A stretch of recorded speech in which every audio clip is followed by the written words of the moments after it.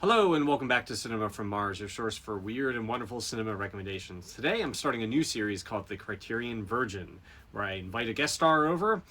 I put 5 Criterion movies in these cans of movies they have not seen before. My guest is going to pick one of those cans. We're going to watch the movie off screen and we'll come back and we'll review it. So today my first guest star is my lovely wife Jen. How are you doing today? I'm doing good. I'm scared, but I'm doing good. All right, well, what can would you like to pick out today? Pick Okay. any of them there. Let's go with number one. Number 1. All right, you sure? Positive? No, Final like I answer? said, I'm scared, but I'm doing it. All right, we open up the can, and well, she picked a good one, boys and girls. Okay. We got Badlands. This is 1973 movie directed by Terrence Malick. Okay. Stars Martin Sheen and Sissy Spacek. What do you Okay. know about Badlands or Terrence Malick? I don't know anything about this movie, but I do know that you drug me kicking and screaming to go see Tree of Life, and I ended up loving it. So I have a little bit higher hopes with this than, say, your other recommendations. So we'll see. I don't know. Well, it's perfect. Martin Sheen, Sissy Spacek, 1973 movie. Malick did this, and then he did Days of Heaven, and then took Okay. like a 20-year break and did Thin Red Line. Very Oh. interesting director. You look up his photo online, you only see this one picture where he looks like Alan Grant from Jurassic Park. He's kind of a mysterious guy. He's been working on a Christ movie for the last like 6 or 7 years. He's been editing it. You get these little blurps every now and again. It's like George R. R. Martin writing the next Game of Thrones novel. He's just never going to finish it. So this is one of his early ones, so I'm excited to share this with you. So we're going to watch it off screen, and we'll come back, and we'll see what she thinks about it. All right. All right, you ready? All right. Yep, I'm ready. All right, we'll see you in a few.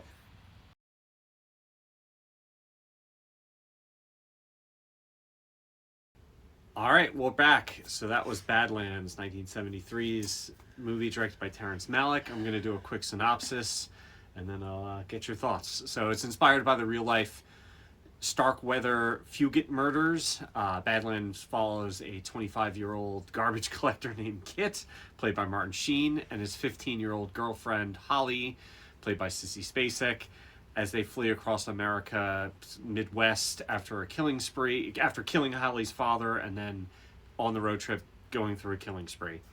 All right, well, that's a bit of a synopsis for it. What do you think of Badlands?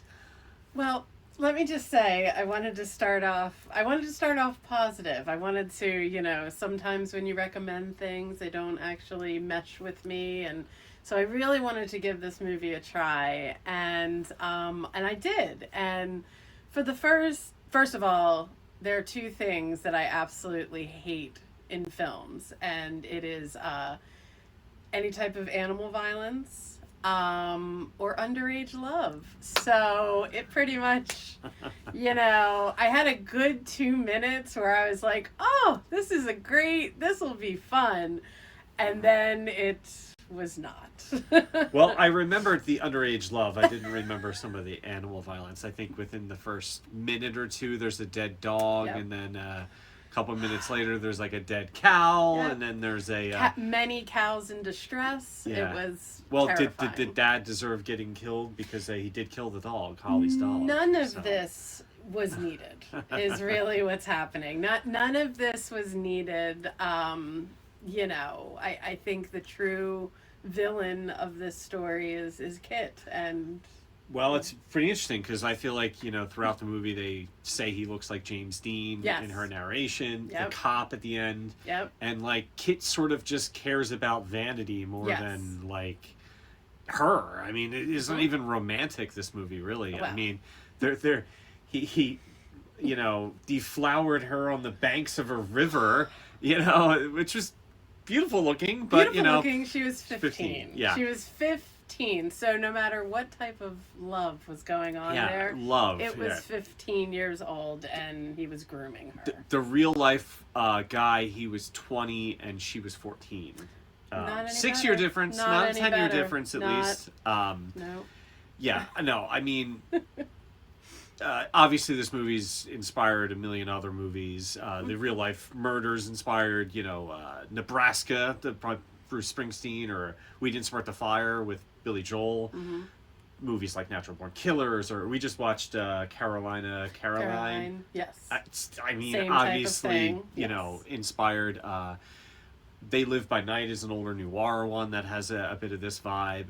Bonnie and Clyde, Natural Born Killers. I mean, there's something where they take that media and that sort of focus a little more extreme than say this, but it's there. I mean, you could see Natural Born Killers is sort of the Martin Sheen, Woody Harrelson and Mallory, right? Yes. Are like is sort of the Martin Sheen-esque thing. I do think, you know, Kit's performing the whole time, right? You know, he like we're talking, and I think that's kind of interesting, like, you know, just combing his hair while he's like, you know, going from the cops and things like that, you know. But he's murdering for no reason. He's just trigger happy. I don't know if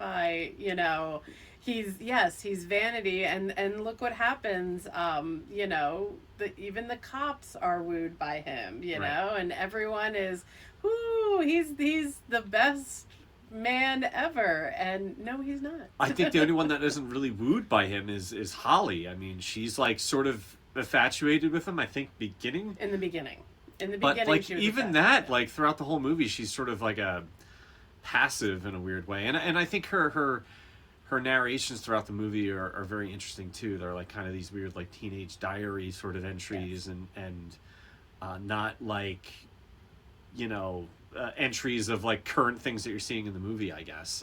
So I like the detached narration. Well, and she also, Sissy Spacek has a good voice. She's like the female, you know, Morgan Freeman. You know, she can narrate a film, and, you know, listening to her is very pleasant. If they would have dropped the age a little bit for him, maybe even make him 18, maybe make her 14 and 18, still not right, still not okay, but within the realms. But I do believe she was, she was being groomed by him, clearly. Right. So in her eyes in the beginning, this was this wonderful journey, but I think she kind of, you know, it's a coming of age story kind of with her, where she is growing up, and that's when she realizes, this isn't for me, you know. Right, and, you know, they say in the movie he's an ex-Korean war vet, and you know, gets fired from his garbage, you know, truck, you know, thing. Do you think his two sons took his role to do Men in Work? Yeah, do you think that was their inspiration? Was I their mean, dad early Martin Sheen is so Emilio Estevez, you know, this part down and Charlie up, you know, it's really funny to look at. Oh, he's definitely, you know, Charlie Sheen, you know, not tainted. He's definitely, you know, and he looks like James Dean. I said it right in the beginning too. Yeah. You know, I would have fallen for it for a second. You know, let's talk a little bit about Malick's direction. I mean, this is his feature debut. I mean, I think it's absolutely beautiful to look at, this whole movie. I mean, the nature is such a character, and like Werner Herzog movies where there's like animals like in every shot, it almost seems like. I think there's you know, every scene, even like the beautiful vistas, there's like a bird flying by and stuff, and I always like that, and I think Malick kind of ups it as his filmography goes. I mean, Thin Red Line's filled with tons of alligators and things, and Tree of Life has all that beautiful stuff. But I really think the editing style, where they're showing a little bit before the shot and a little bit after it, like kind of, you know, makes it breathe in a more beautiful way, where, you know, it's only 90 some minutes, where I think he maybe overdoes it with something like Thin Red Line. I like it, but like sometimes that poetry can be a little too much. So I'm really glad he was sort of restrained in this. But a feature debut, I mean, geez, what a movie to start with.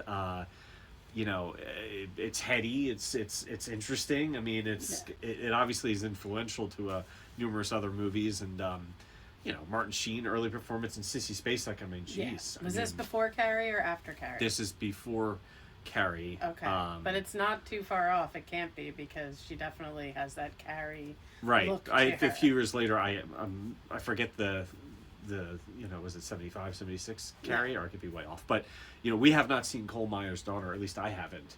I saw it once. I really want to watch that because she won the Academy Award there. I give it a shot. Yeah, so, you know, definitely a fun, you know, afternoon film, I guess. Fun? I mean, I think overall, I mean, if you were to rate it No, out of 5 stars, I mean, it's not like it's a 2-star movie by any means. I mean, to me, Well- it's 5 stars out of 5 because I just think it's Any- beautiful and interesting. any type of animal violence gets deducted a point. Yeah. That's That dog killing was a unfortunately little much. that's my issue. I did not know that this was based off of real people because the whole time I had such a issue with the age difference. I was wondering why he would choose something like this to be his debut. Right. And I actually am a little relieved that it was based off of real life people, because if this was something that he just kind of created in his head, I would have been concerned. Knowing that now, I would say it's definitely a very good debut. Sure. Very good I mean, debut. The guy's still making movies 50 years later, yeah. and Yeah. you know, whatever he did in that 20-year gap between Days of Heaven and Thin Red Line, I mean, it's such a shame because I'm sure Shooting a he had bunch him- of flowers. I have no idea. Like I said, you know, you look at photos of the guy and he looks like Alan Grant, like he's on safari or something. You look like that too, though, when we go on vacation. Well, maybe, but I look like Lydia Dietz when we go on vacation too. This so is true we're as fine. well. Yeah. you know, anything else that stuck out? I mean, I thought was when he put all their possessions in like a hot air balloon to fly away. I'm like, where do you even get one of those balloons? That was the thing that I saw. That he's like lighting a thing and a bucket flies away with this balloon. I'm like, where do you go get that balloon? Like they're in the middle of nowhere. I think I just was so put off by him as a person that anything that he was pulling out of his hat, like, I didn't even question. Right. I'm like, of course you have a balloon that you're going to put all the stuff in. It's just, it was so over the top, which is how I think he liked it. But yeah, I would not watch it again. The violence is interesting. I mean, there's a lot of just in the back shot gunshots. And like, in a way, it's like...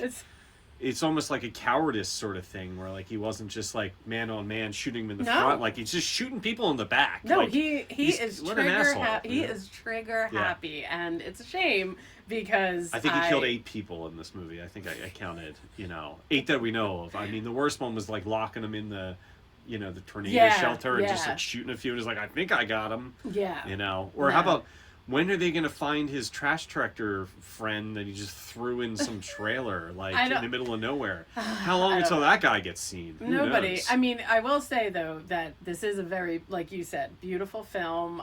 It's one of our favorite parts of the country, so I think that this. They shot a lot of this in Colorado. Yeah, which we love. We love that state, and it's just, it's definitely has been a lot of our road trips. Right. The cinematography at least. The emptiness and I think it's a character, throughout, and I mean, there's probably like 10 minutes of this movie where there's just a truck or a car driving with dust behind It's it just- beautifully. Yeah. A great car chase Yeah. too. I mean, I was actually reminded of One Battle I After was gonna Another, say, but do there you was a think bit of a that hill. Oh, yeah, I'm sure. yeah. I mean, I'm sure One of he the knows greatest this one. scenes. But there was like a minute there where I'm like, One Battle After Another. Yeah. It's right there. Yep, I saw that too. So Yeah. yeah, I mean, I could have had worse. Yeah, Could have had well, worse. I'm glad you sort of liked it.